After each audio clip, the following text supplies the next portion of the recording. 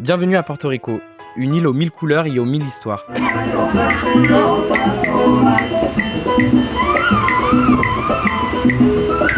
Ici, chaque rue, chaque fresque et chaque note de reggaeton raconte la fierté d'un peuple entre héritage ancien et modernité. Aujourd'hui, on va plonger au cœur de l'île, découvrir ses habitants, écouter leur voix, comprendre leur culture et surtout leur identité unique. Entre fierté, identité et indépendance, c'est l'écho d'un peuple entre deux mondes.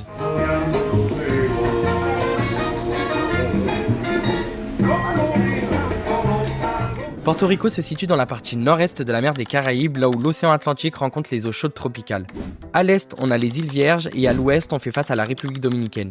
Longue d'environ 180 km et large de 60 km, elle occupe une position stratégique entre l'Amérique du Nord et l'Amérique du Sud. Depuis la côte de la Floride, elle se trouve à près de 1600 km vers le sud-est et à plus de 7000 km de Paris. C'est une île à la croisée des continents, carrefour d'histoire, de culture et d'influence.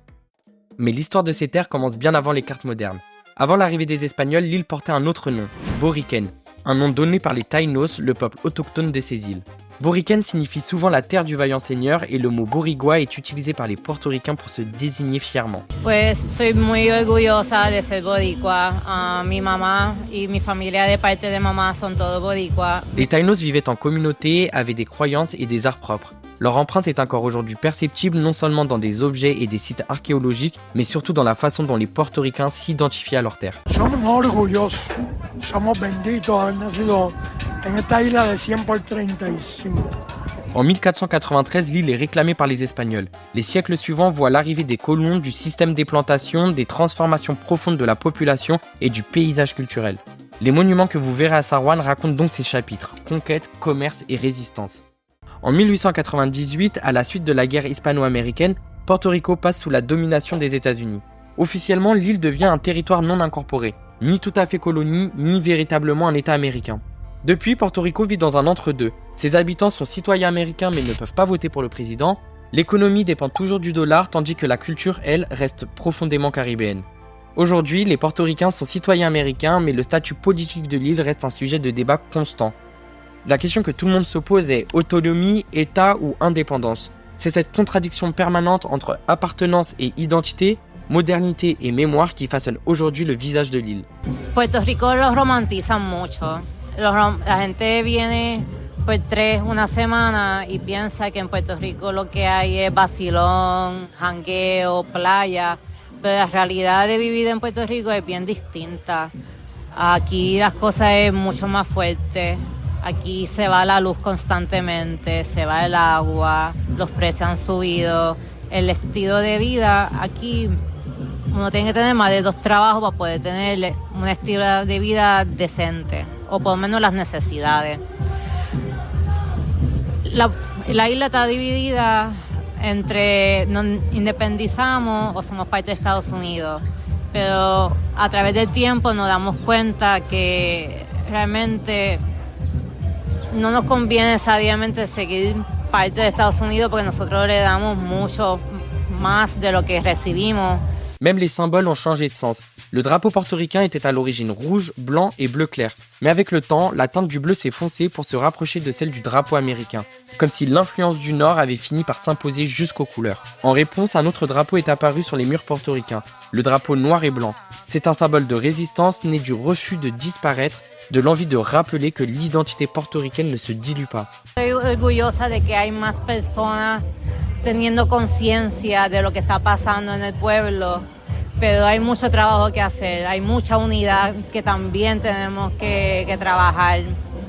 Hemos visto con la historia que nosotros unidos podemos hacer mucho más que el gobierno ha hecho por nosotros. Lo único que nos falta es ser libres y soberanos.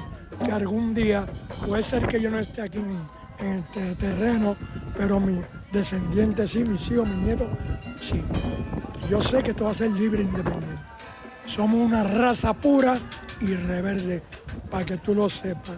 Si volviera a nacer, quería nacer aquí, y como le gusta a la gente. Ce drapeau, c'est la voix d'un peuple qui revendique le droit d'exister par lui-même à travers sa culture, sa langue et son art. Et c'est justement au cœur de cette expression artistique que bat aujourd'hui l'âme de Porto Rico.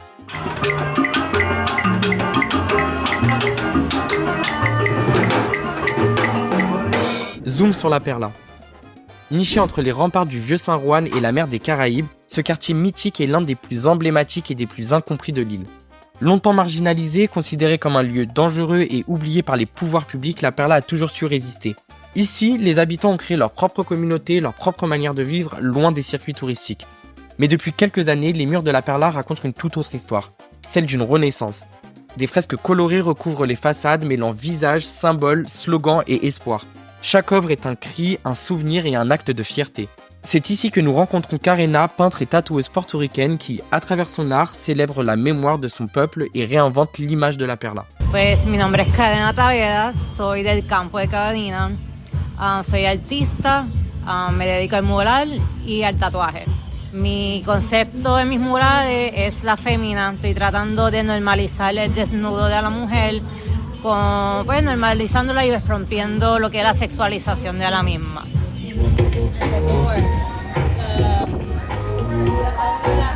El link mío con La Perla fue con la iniciativa de varias fundaciones de Puerto Rico que querían iniciar que el turismo, aprovechando el boom del concierto de Bad Bunny, pues atraer que los turistas vinieran a La Perla y pues poder ver con sus propios ojos lo que es la comunidad y romper ese estigma de que es una comunidad mala. La comunidad me ha abierto mucho sus casas y pues pienso seguir pintando aquí en la comunidad.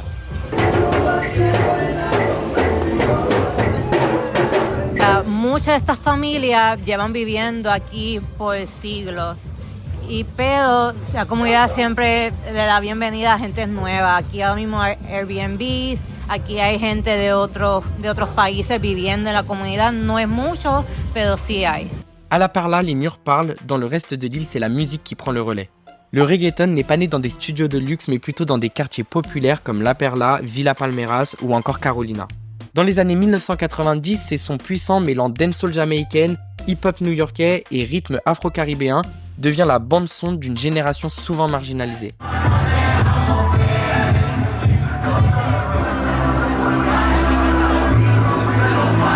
Les pionniers comme DJ Playero, DJ Nelson ou encore DJ Blas ont posé les premières bases de ce mouvement. Puis sont venus Daddy Yankee, Don Omar ou encore Ivy Queen, l'une des rares femmes à s'imposer dans l'univers très masculin du reggaeton.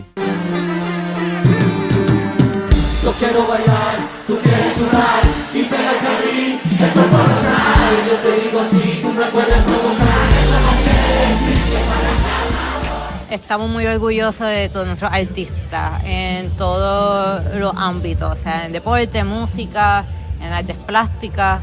Puedo decir que somos bien orgullosos de ellos y de la trayectoria y por llevar nuestro nombre en grande mundialmente.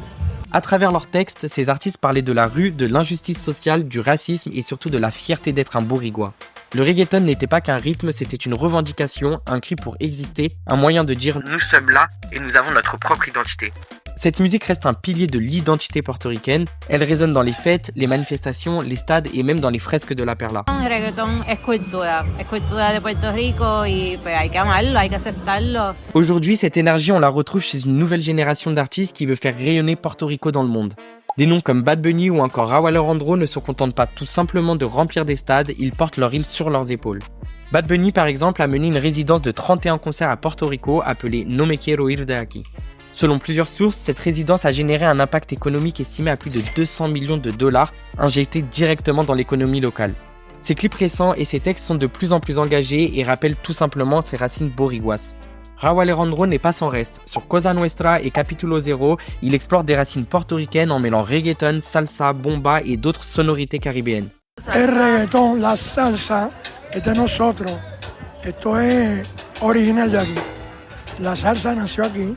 El reggaeton nació aquí. Dans Cosa Nuestra, il raconte par exemple le vécu d'un portoricain émigré à New York, une histoire de diaspora et d'identité. Mi patria es mi patria, yo nací en Puerto Rico y muero en Puerto Rico. Y me encantan los Nueva York también. Tengo dos patrias, Puerto Rico y New York. Cette phrase résume à elle seule une réalité bien plus vaste, celle de la diaspora portoricaine. Aujourd'hui, des millions de portoricains vivent en dehors de leur île, surtout à New York, Miami, Chicago ou encore Orlando. L'île compte un peu plus de 3,2 millions d'habitants alors que près de 5,8 millions de portoricains vivent sur le territoire américain. C'est presque le double de ceux qui sont restés sur place. Pour Porto Rico, cette diaspora n'est pas qu'une simple conséquence des départs, c'est aussi une force vivante. Beaucoup ont quitté l'île à cause de la difficulté économique, du manque d'emploi ou après des catastrophes naturelles comme l'ouragan Maria en 2017. Mais partout où ils s'installent, les Portoricains portent leur culture comme un drapeau. Dans les rues du Bronx ou de Brooklyn, les couleurs rouges, blanches et bleues flottent encore lors du Puerto Rican Day Parade. C'est l'un des plus grands événements culturels de la communauté latino-américaine aux États-Unis. Porto Rico, c'est aussi une nature d'une richesse rare.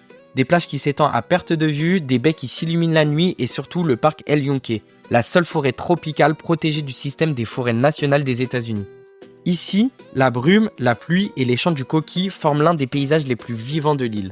Mais même ce sanctuaire n'échappe pas aux tensions. Récemment, un décret américain a autorisé la construction d'habitations au cœur d'El Yunque sur des terres pourtant classées protégées. Une décision qui interroge.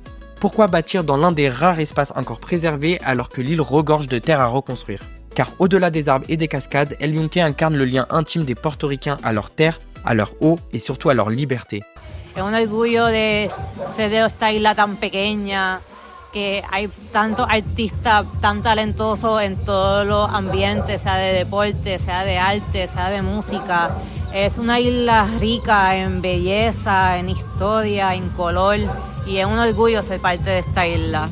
Ce qui frappe à Porto Rico, ce n'est pas simplement la beauté des paysages, c'est cette énergie qu'on retrouve partout et ces sourires francs. Même après des tempêtes, les gens continuent de rire, de danser et de créer. On ressent vraiment une force tranquille, une chaleur humaine presque palpable. Ce reportage ne prétend pas tout raconter, il veut juste donner de la parole et écouter ces voix qui font vivre l'île.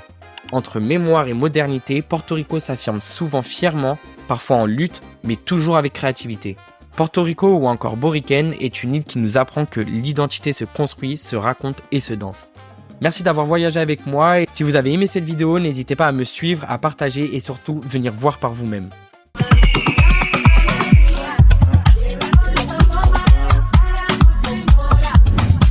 El cielo se cae.